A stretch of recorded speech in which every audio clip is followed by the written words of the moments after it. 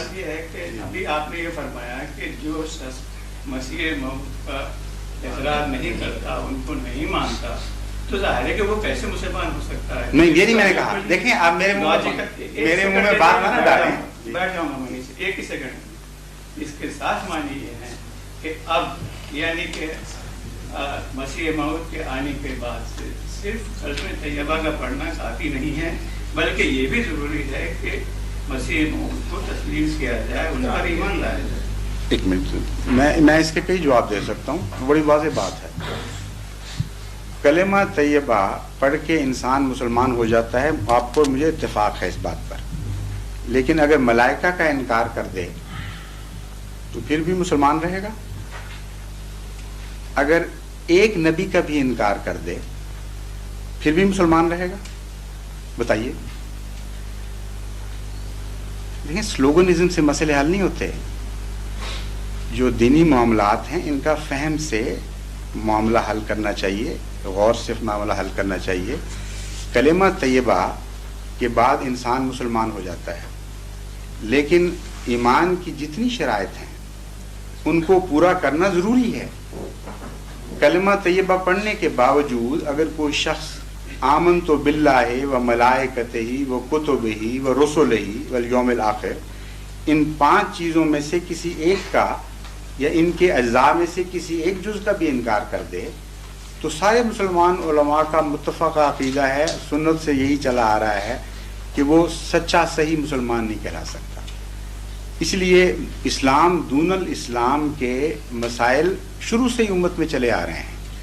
کفر دون الکفر کے مسائل شروع سے چلے آ رہے ہیں. جہاں تک جماعت احمدیہ کا موقف ہے وہ بڑا واضح ہے کہ جو شخص کلمہ طیبہ پڑھتا ہے اس کو ہم غیر مسلم نہیں کہہ سکتے، سوال ہی نہیں پیدا ہوتا. لیکن اگر اس سے اتر کر ان چیزوں میں سے کسی کا انکار کرے تو کفر کی کوئی نہ کوئی چیز اس میں ثابت ہو جائے گی، اس کے باوجود ہم اسے غیر مسلم نہیں کہیں گے. جو شخص کلمہ طیبہ کا اقرار کر لے اور کہے کہ میں مسلمان ہوں، آج تک کبھی کسی احمدی نے اس کو غیر مسلم نہیں کہا. حضرت مسیح موعود علیہ السلام کی کتابیں اٹھا کر دیکھ لیں، وہاں فرق ہے. ایک ہے اصطلاح کافر کہنے کی، ایک ہے غیر مسلم. ان دونوں اصطلاحوں میں زمین آسمان کا فرق ہے. اس لیے مسلمان علماء بھی اگرچہ ایک دوسرے کو کافر سارے کہتے آئے ہیں، آج تک کہتے ہیں، مگر غیر مسلم نہیں کہتے تھے. کیا وجہ کیوں نہیں کہتے تھے؟ اس لیے کہ وہ ان کو علم تھا. جو پہلے علماء گزرے ہیں وہ سطحی علم رکھنے والے لوگ نہیں تھے، وہ بزرگ تھے، اولیاء اللہ تھے. غلطیاں ان سے ہوئیں لیکن اسلام کی بنیادوں کو سمجھتے تھے. قرآن کریم نے کافر کہنے اور غیر مسلم کہنے میں ایک نمایاں فرق کیا ہے.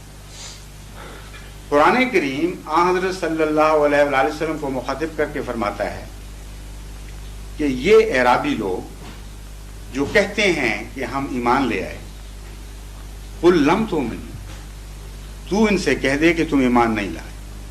ایمان لانا تو درکنار، لما يدخل الایمان فی قلوبہم، ان کے دلوں میں ایمان نے جھانک کے بھی نہیں دیکھا، سرے سے ایمان ہے ہی نہیں. اس کے باوجود تم ان کو کہہ دو کہ تمہیں اپنے آپ کو مسلمان کہنے کا میں حق دیتا ہوں. تم کہتے ہو اسلم نا، ٹھیک ہے، بے شک کہتے رہو. بس یہ عجیب شان ایک مذہب ہے اسلام کا جو ہر پہلو پر حاوی ہے. جو شخص یہ دعویٰ کرے میں مسلمان ہوں، قرآن اور سنت سے ثابت ہے، اس کو غیر مسلم کہنے کا کوئی حق نہیں.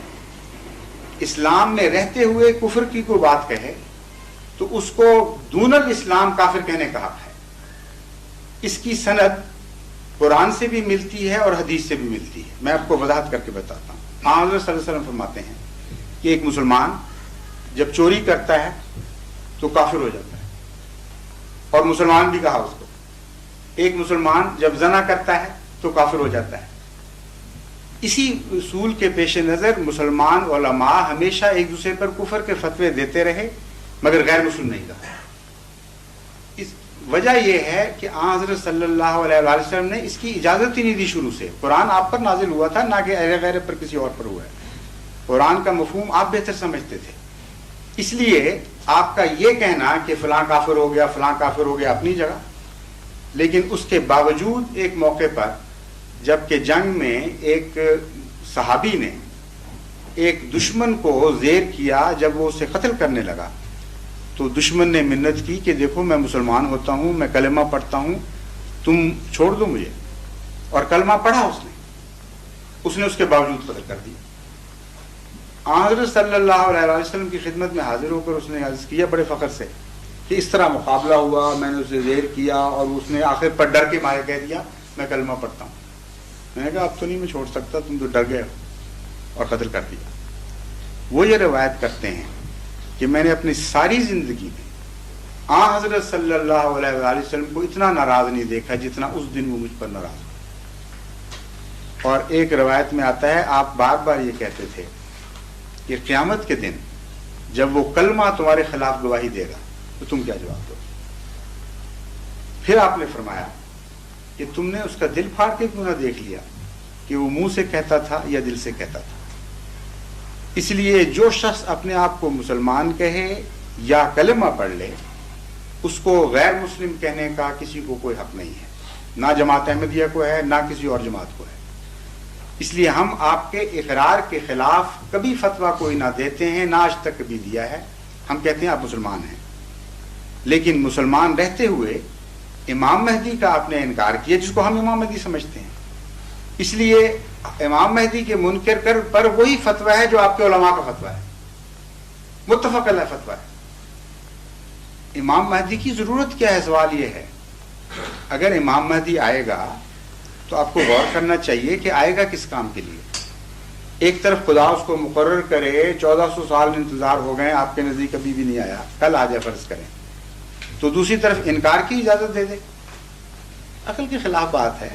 یہ ہو ہی نہیں سکتا کہ ایک عظیم الشان دینی تحریک کی خاطر خدا تعالیٰ کسی کو امام بنائے اور ماننے والوں سے کہہ دے کہ تم اس کا بے شک انکار کرو، فرق ہی کوئی نہیں پڑتا۔